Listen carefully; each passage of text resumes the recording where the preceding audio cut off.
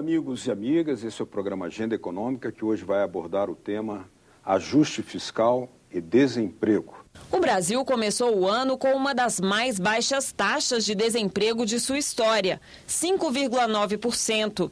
Porém, com o ajuste fiscal do governo, que reduziu a demanda por bens e serviços e adiou investimentos, o desemprego saltou para 7,9%, segundo dados do IBGE.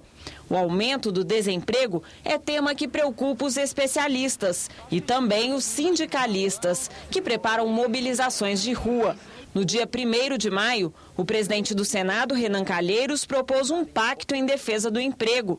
Ele inclui aumento das compras públicas, incentivos a empresas para evitar demissões e manutenção das desonerações na folha de pagamentos concedidas no ano passado às indústrias. Para abordar esse tema conosco, o nosso convidado é Antônio Augusto Queiroz. Ele é diretor do DIAP, Departamento Intersindical de Assessoria Parlamentar, a quem dou as boas-vindas. Muito obrigado pela presença aqui. Eu que agradeço, Beto. Antônio Augusto, nós temos aí uma grande interrogação, porque, embora já tenham sido efetivados certos cortes no orçamento, e nós sabemos que no Brasil é a partir do Estado que é puxada a demanda, né, seja de investimentos, de serviços, e já se notam sinais de desemprego por aí. Inclusive as taxas já apresentam uma mudança. Nós já atingimos 5,9%, taxa baixíssima de desemprego, e agora já chegamos a 7,9%. Qual é o cenário esperado com essa retração, com esses cortes que o governo vem anunciando e realizando? Pois é, Beth, o ambiente é muito preocupante, porque nós estamos saindo de uma política anticíclica muito bem sucedida, em que o governo forneceu crédito subsidiado, desonerou folha de salário, deu uma série de condições para que a economia mantivesse os empregos e a renda. E, repentinamente, dá-se uma virada de 360 graus, né, em que se faz um ajuste com uma combinação muito perversa, com restrição de crédito, com elevação da carga tributária e com medidas de corte de benefício, reduzindo, por exemplo, o seguro-desemprego, etc. Então, isso cria na população uma sensação de insegurança muito grande, porque é uma guinada muito forte. E é como se fosse uma profecia que se autorrealiza. Quer dizer, você tem um ambiente muito pessimista e a imprensa ampliou isso, que não era tão grave quanto a imprensa denunciava, mas isso induziu as pessoas a acreditarem nisso. E muitos empresários passaram a demitir, as pessoas começaram a procurar emprego, que antes não procuravam, pela sensação de bem-estar, etc. E o fato é que se cria um ambiente em que a tendência é que esse desemprego cresça mais. E é ruim porque aumenta a descrença nas instituições, nos governantes, né? No país, de um modo geral. Isso é muito negativo do ponto de vista da esperança, das perspectivas da população de um modo geral. Então é um ambiente realmente muito preocupante. Agora, já houve cortes assim, muito acentuados, né, na atividade da máquina estatal. E nós sabemos que essa máquina puxa demanda, cria demanda. Muitos serviços foram reduzidos, muitos programas estão sendo reduzidos. Mas há um outro aspecto. Esse tema que é central hoje na cena política, que é o noticiário em torno da Petrobras, já promoveu, na sua relação com as empresas que trabalham com a Petrobras, porque a Petrobras é quase que uma economia à parte, já promoveu também um adiamento ou redução de determinados projetos envolvendo a Petrobras e essas empreiteiras, trazendo demissão. O que se espera a partir daí? Pois é, esse é um outro aspecto extremamente preocupante, porque o investimento é que garante a geração de emprego e a renda. E o investimento ele tem basicamente duas origens, a privada e a estatal. O investimento de origem privada, ele pode ser nacional, de empresários brasileiros, ou pode ser do exterior. E também pode ser de recursos de origem trabalhista, como o recurso do FAT, recurso dos fundos de pensão, etc. E tem a dimensão estatal, basicamente através do BNDES, através da Petrobras, etc. E nesse momento em que se faz um ajuste muito drástico, né, o que acontece? O setor empresarial, temeroso de retorno em função dos custos que se elevam, especialmente taxa de juros, aumento de tarifas públicas, etc., não contrata, e o setor público, em função do ajuste, deixa de injetar dinheiro na economia.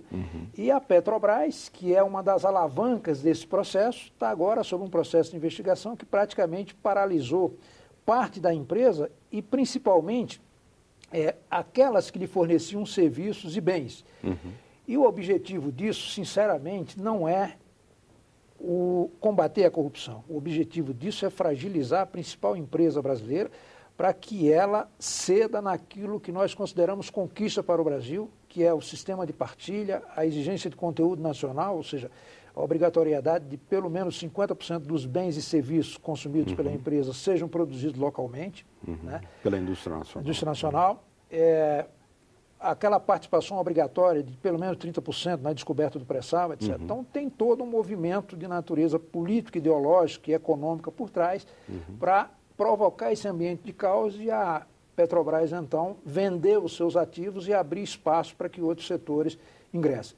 Mas, de qualquer maneira, o fato é que a Petrobras, ficando acuada, o volume de investimento no Brasil decresce, em decorrência, o emprego também encolhe. Uma questão que saltou aos olhos desde a eclosão da crise de 2008 é que o Brasil andou na contramão, um sinal positivo, de muitos outros países, inclusive de países desenvolvidos, do mundo capitalista, na Europa, por exemplo, que ampliaram muito as suas taxas de desemprego. O Brasil não. O Brasil vinha apresentando um sinal de queda nessas taxas, como já mencionamos, né? E isso foi mantido graças, em parte, à presença de investimentos via bancos públicos. Porém, agora, os ajustes fiscais atingem também a própria alavanca fundamental, que é o BNDES, reduzindo parte de seus empréstimos, dificultando as condições e aumentando as taxas de juros, o que pode trazer também situações mais complexas. O que você vislumbraria a partir dessa restrição ao BNDES? Pois é, você sabe, quando há um alinhamento entre a equipe econômica e o sistema financeiro, os empregos e a renda decrescem. Quando há um descasamento entre o sistema financeiro e o setor e a equipe econômica, o investimento prioritário se dá no setor produtivo, logo os empregos e a renda crescem. Isso é fácil de explicar, basta pegar os exemplos do período do Lula, em que o Palocci e o Meirelles atuavam em sintonia, e no momento seguinte da Dilma, em que o Guido Mantega e o Tombini, um defendendo o sistema financeiro e o outro o setor produtivo, desenvolvimentista, etc. E sempre que há essa mudança, claramente o governo retoma a sua agenda. E o que está acontecendo agora, infelizmente, é que o sistema financeiro está mandando na pauta do governo. Está restringindo todos os recursos para os bancos oficiais estimularem a atividade produtiva, né? E isso vai na contramão daquilo que o Brasil vinha fazendo, que era exatamente através de redução de taxa de juros, através de redução de tarifa bancária, de tarifa de energia, zeragem dos tributos da cesta básica, enfim, uma série de programas sociais e mesmo desoneração da folha. Isso dava condições para que o Brasil, a despeito da crise, pudesse gerar emprego e renda. E agora, sem o Estado, que era a alavanca desse processo, através dos bancos oficiais, né, a tendência, naturalmente, é de que haja uma queda nos investimentos e, em consequência, na geração de emprego e também na renda. Agora, nós temos aí uma aposta do governo de que o ajuste fiscal poderá trazer, digamos, uma retomada do crescimento. No entanto, o que os números estão apresentando é um sinal de que o PIB deverá apresentar uma nova queda e que as taxas de desemprego podem ter um repique ainda maior, porque as medidas foram tomadas há pouco tempo. Isso pode promover um efeito cadeia e inflamar ainda mais o desemprego. Pode ser assim?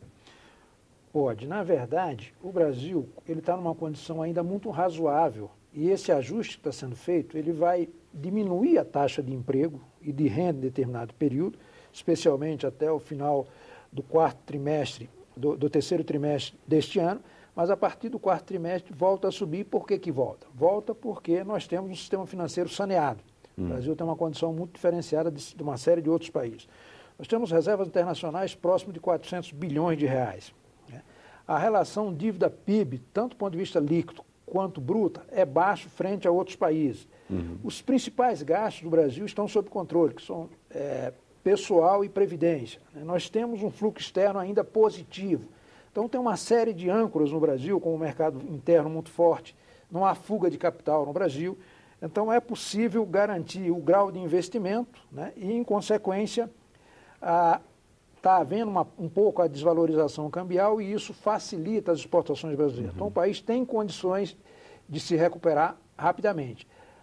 Acho que, na minha avaliação, esse ajuste não deveria passar necessariamente sobre o corte de direitos dos trabalhadores, dos mais necessitados. Se há necessidade de arregimentar mais recursos para o governo, nós temos aí as grandes fortunas para serem tributadas, o patrimônio para ser tributado, a renda para ser tributada. No entanto, se escolhe a parte mais fraca econômica, social e politicamente nessa relação, que são os mais pobres, os assalariados, os aposentados e trabalhadores.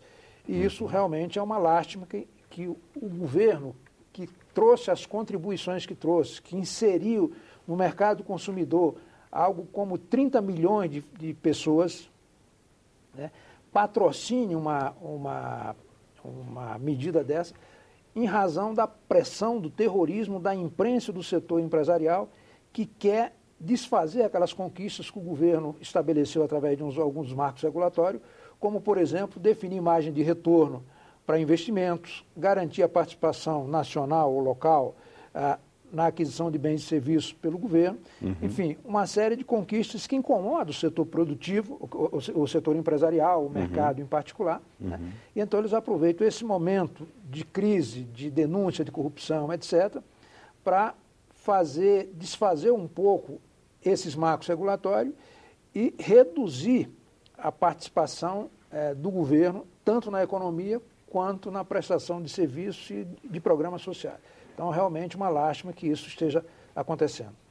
Bom, nós vamos fazer aqui uma pequena pausa, Antônio Augusto, e depois nós vamos abordar, no segundo bloco, os possíveis efeitos na paralisação de certos projetos de importância vinculados à Petrobras e também ouviremos a opinião dos senadores Randolfo Rodrigues e Paulo Paim acerca do tema da retomada ou crescimento da taxa de desemprego.